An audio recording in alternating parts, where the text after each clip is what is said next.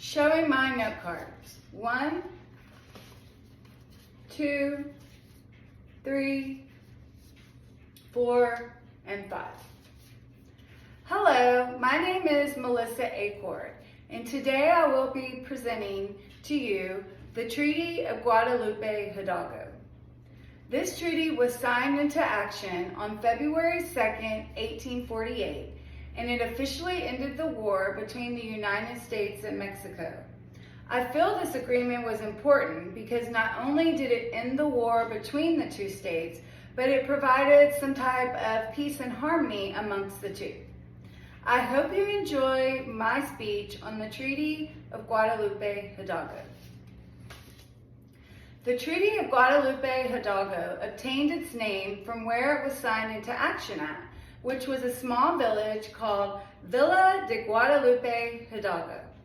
Like I stated in the introduction of my speech, this agreement officially ended the war between the United States and Mexico, but it also put into action many changes for the two states. By the terms of this treaty, Mexico ceded or surrendered about 55% of its territory.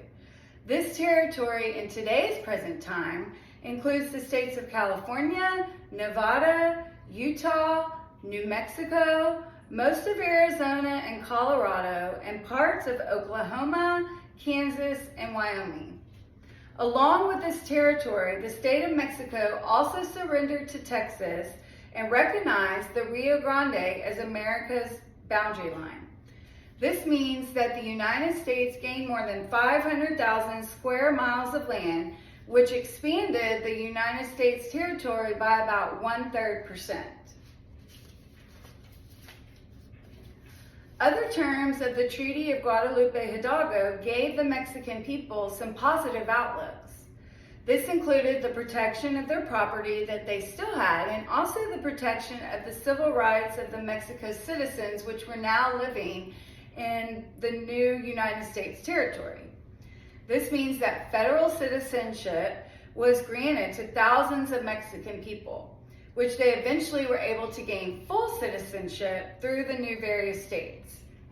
The United States also promised to protect and police these new boundaries and the arbitration of any future disputes between the two states. In exchange for the land that the United States had acquired, Mexico was able to receive $15 million in compensation for the war-related damages that was caused to their property and to their people during the war. At the time before and after the war, Mexico was essentially broke and not financially stable.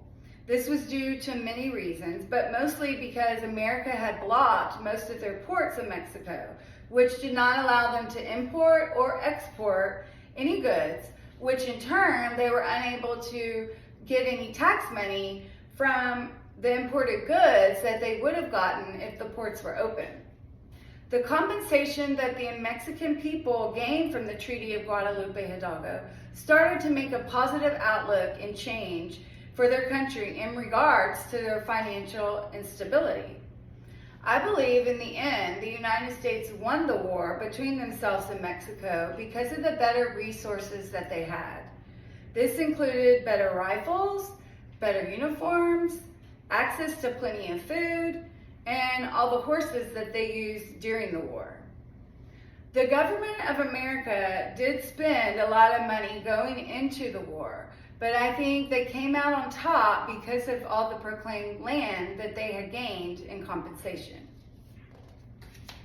The Treaty of Guadalupe-Hidalgo allowed for 3 important promises.